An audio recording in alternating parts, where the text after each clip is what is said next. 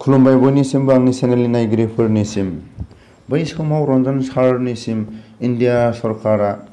मा पेकेज होनायमोन आरो मा पेकेजनि सायाव एनडिएफबिखौ खावलायहरदोंमोन बिनि सायाव आं दिनै बर' रायजो राजानि सिगाङाव गुवारै आं फोरमायहरनो आं दिनै भिडिअखौ लाबोलायबाय। गिबियावनो आं बयनावबो आं निमाहा बियो आखाइ खबजोबनानै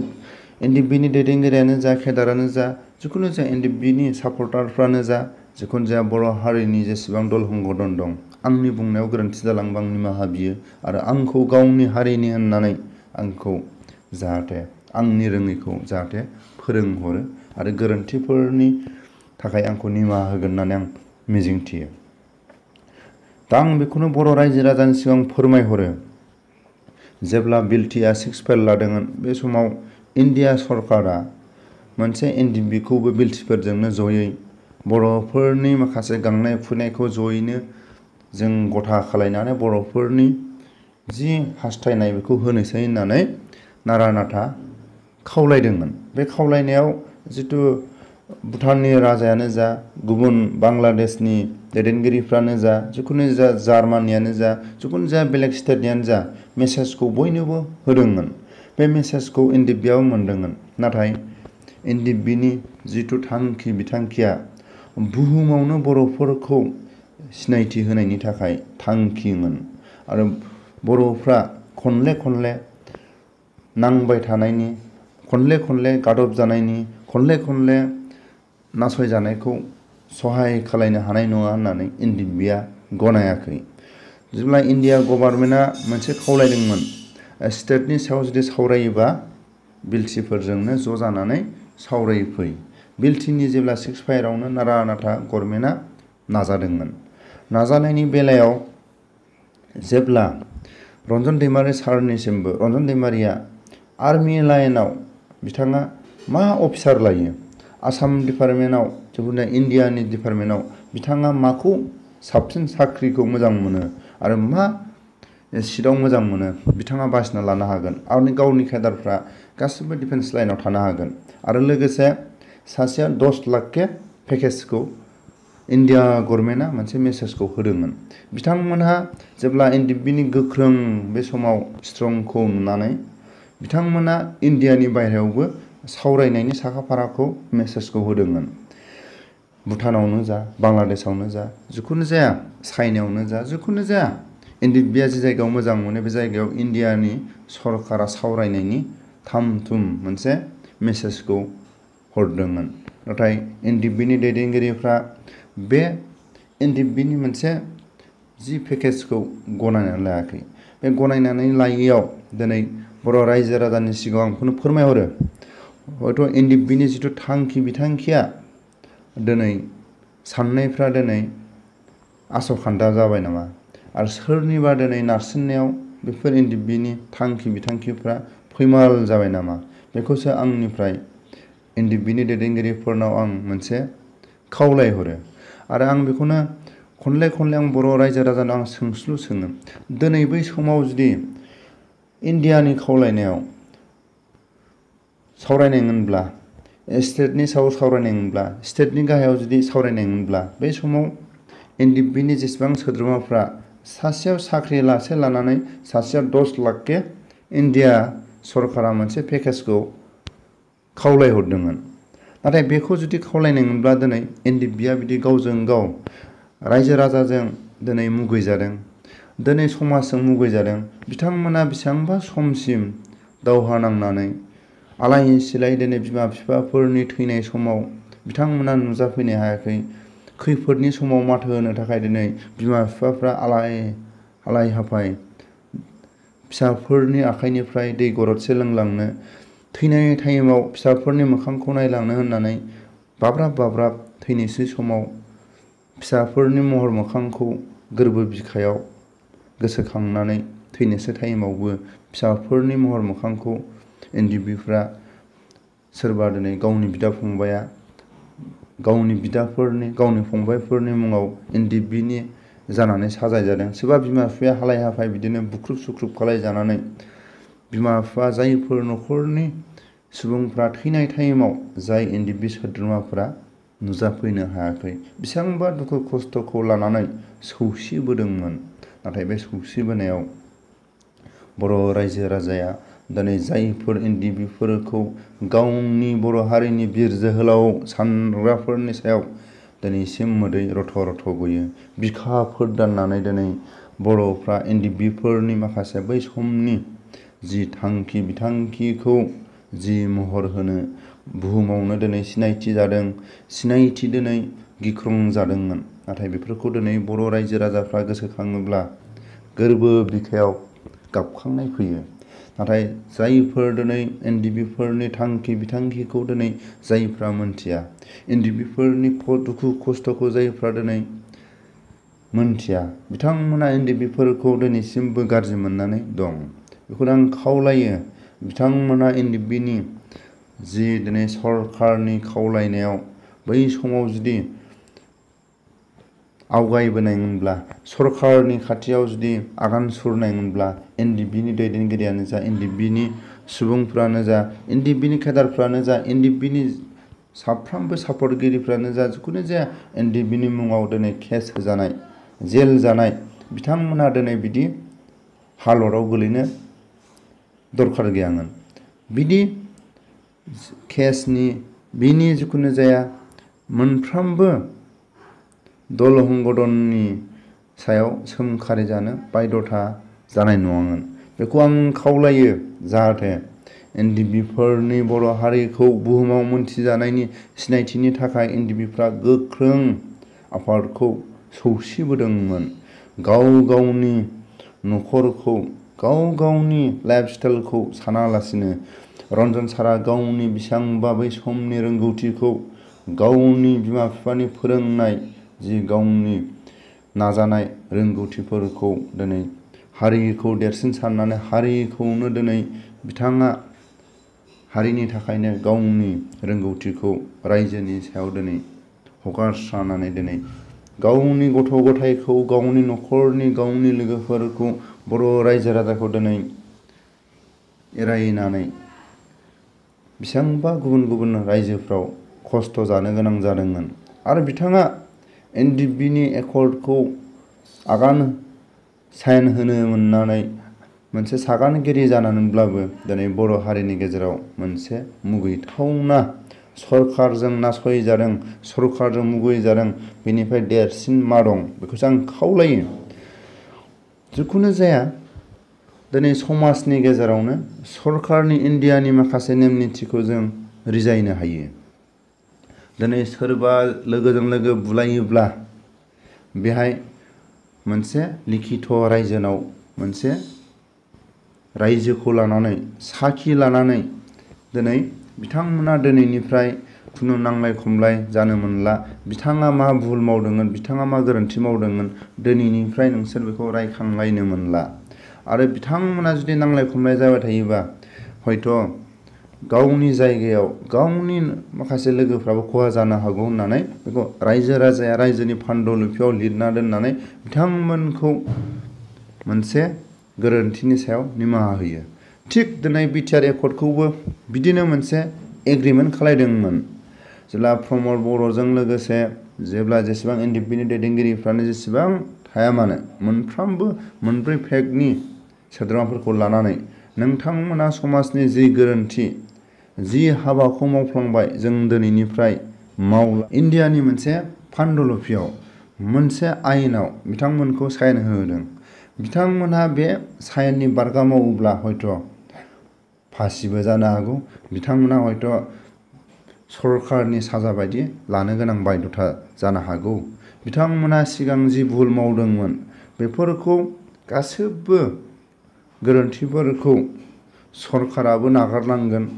आरो जिथु NDFफोरनि मोनसे थांखि बिथांखिखौ दिनैनिफ्राय जों मावला, जों मालाबा जों इन्डियानि नेम निथिखौ जों गनायनानै लासिगोन होननानै जेब्ला बे सावरायलायनायनि गेजेरजों मोनसे एकर्ड जादोंमोन। दिनै बे एकर्डखौ नायोब्ला दिनै ओंखाम ओंख्रि गेलेनायनि मोनसे एकर्ड होननानै जों बुंनानै जों लानो हायो। बेनि थाखायनो आं खावलायो जि बुस्थुफोरखौ दिनै जों दिनै एसेबाबो गामियारिनि जों दिनै आयेनजों जों रिजायनो हायो। दिनैनि सावरायमेलाव जों बिथांमोनखौ मिलायलायनो हायासै बिथांमोननि मोनसे एजेन्डाखौ जों पास खालायनो हायासै गामिनि मोनसे रायजो राजानि बिजिरनायाव जों हायासै जों बेखौ आबसु आफादजों दैथायहरनोसै होननानै जों बै समाव जों उन्दै समाव जों खोनाबोदोंमोन रायजोफ्रा बिजिरनो हायैखौ आबसुनो दैथायहरोमोन बे समाव आबसुआ जोबथा बिजिरनाय मोनसे लायोमोन आबसुनि जिथु बिजिरनायाव गनायनो गोनां जायोमोन हाजार दिनै गिदिर गिदिर अफिसारानो जा बर'नि माखासे गुन्दागिरिफ्रानो जा जिखुनु जाया बर'नि समाजाव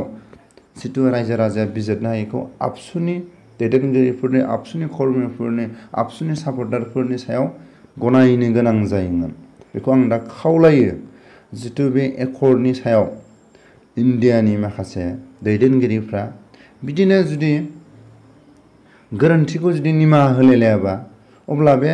NIAव अराय सम थाबाय थानायनि सम्भावना थायो बेनि थाखाय दिनै गोरोन्थिखौ जुदि निमाहा होलायनाय थायाब्ला आरो सोरबाया जुदि बिथांमोननि गाज्रि मोननाया बिथांमोनखौ कनसिडार होनाङा बिथांमोनखौ पानिश मोनथारनांगौ होननानै जुदि बुंग्रानिखौ जुदि खोनासङोब्ला रायजोआ अब्ला दावराव दावसिया अराय सम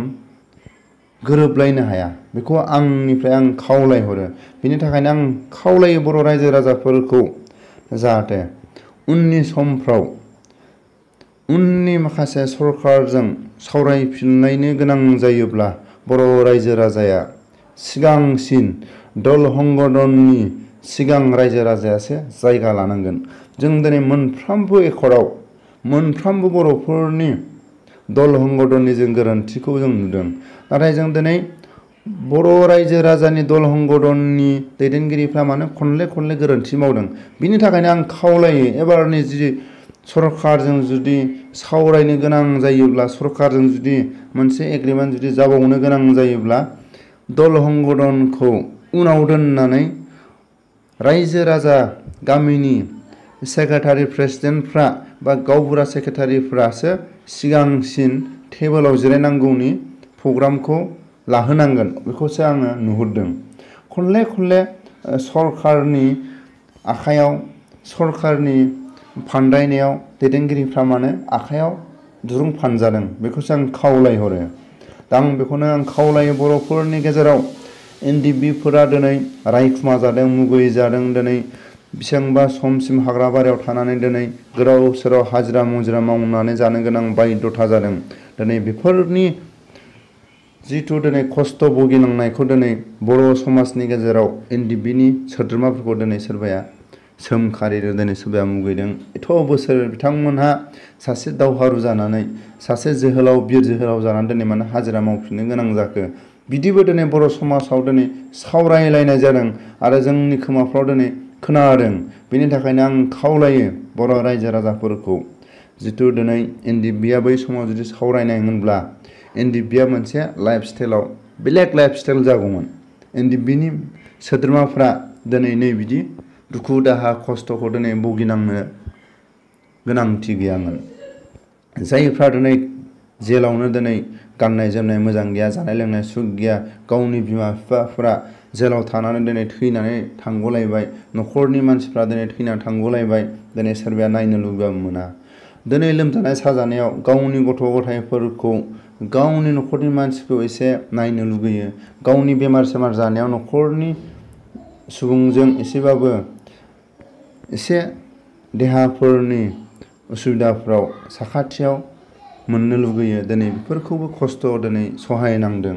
दिनै गाबथावना दिनै बर'फोरनि गेजेराव बर'फोरनि बिर जोहोलाव NDFBफोरनि जायफोर सापर्टार NDFBफोरखौ जायफोर माथो होग्रा जायफोर दिनै बिर जोहोलावफोर बिथांमोना दिनै हर सान खस्थ'जोंनो दिनै जेलाव थाग्रायाबो दिनै मोदैजोंनो दिनै गोसोआव दोरफो गोसो बिखायाव दिनै गाबनानै दिनै जेलावनो हर सान दिनै हांमा सुराब थानो गोनां जादों आरो लोगोसे जेलाव थाग्राफोरजोंनो लोगोसे जायफ्रा दिनै गामि ओनसोलाव दङ बिथांमोनाबो दिनै खस्थ' भुगिनानै हांमा सुराब दिनै जानाय लोंनाय सुख गैया मालाबा केसनि दिनै वार्निं फैनाय मालाबा गथ' गथायनि बेमार सेमारनि गावनि न' बां लुनो हायैनि थाखाय गावनि माखासे दिनै बेसेबांबा बोसोर दिनै हाग्रा बारियाव थानानै मोजां न'आव दिनै उन्दुनो थाखाय दिनै बेखौबो दिनै मोननाय जायाखै। जेब्ला हाग्राबारिनिफ्राय ओंखारबोनानै दिनै सोरनिबा नबथियाव थानानै गावनि बेमार सेमार जायोब्ला गावनि जानाय लोंनायनि गथ'फोरनि फरायनायाव दिनै मालायनाव बिबायनो गोनां जादों। सोरनिबा न'आव दिनै बिबायनो थाङोब्ला सैया सैया खालायजानाय, लामानिफ्राय गेट खेवालासिनो दोनजानाय। दिनै बायहेरायाव थानायाबो जायफोरनि जेलनि अनगायै जायफोर दं बिथांमोनाबो खस्थ'खौ दिनै सहायनांदों, खोनासंनांदों। हर गेजेरनि साननि दिनै गोरबो बिखायाव दिनै गथ' गथायनि सिगाङाव दिनै गाबनो गोनां जादों आन्दो आन्दो। दिनै बेसेबांबा बेफोरखौ दिनै बर' हारिनि गेजेराव जाय दिनै बर'फोरनि गेजेराव बिर जोहोलावफोरखौ जायफ्रा दिनै अनग्रा, जायफ्रा दिनै बिथांमोननि दुखु खस्थ'खौ दिनै गोरबो बिखायाव अननो गोरोंफ्रा दिनै आं बेखौ सहाय होगोन, बिथांमोननि सायाव एसेबाबो बिथांमोननि थांनानै थानायाव लामा दिन्थिगोन होननानै आं दिनै जेलाव थाग्रायानो जा, जेलनि बायहेरायावनो जा, NDFBनि सोद्रोमाफोरखौ आं दिनै बर' रायजो राजानि खाथियाव आं दिनै खावलायो। जायफोर दिनै बै समनि सरकारनि खावलायनायखौ दिनै गनायनायमोनब्ला NDFBआ दिनै बिदि दुखु खस्थ'खौ लानो गोनां गैयामोन, जेलबो जानो गोनां गैयामोन, बेफोर जाथायाबो जानो गोनां गैयामोन। नाथाय दिनै बै समाव जुदि सरकारनि खुथाब खुथाब खावलायनायखौ NDFBनि सोद्रोमाफ्रा गाव गावनि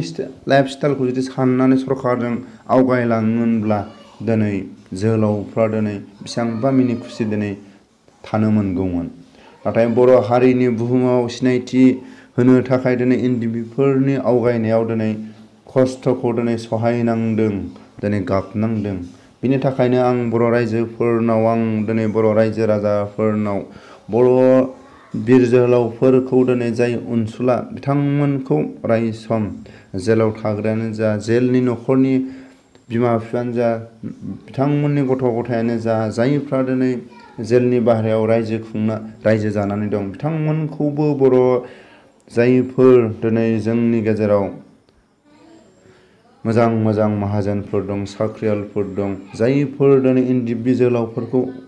जाय बिथांमोना अनग्रा, जाहाथे खैफोद आफोदाव सहाय होयो, बेखौ आं अराय सम आंनिफ्राय आं खावलायो। अराय सम बेखौनो आंनि गोरबो बिखा गावनानै आं दिनै बर' रायजो राजानि सिगाङाव आं बै समनि जे सरकारनि पेकेजखौ NDFBआ गनायनायमोनब्ला दिनै बे जेल जानो गोनां प्रयजन गैयामोन। NDFBनि लाइफ स्टाइला बेलेग जागौमोन। दिनै मिनि खुसि दिनै NDFBनि सोद्रोमाफ्रा दिनै थानो हानाय मोनसे, NDFBआ मिनि खुसि थानो हानायनि मोनसे जायगा दंमोन। दिनै बेफोरखौ हारिखौ देरसिन खालायनानै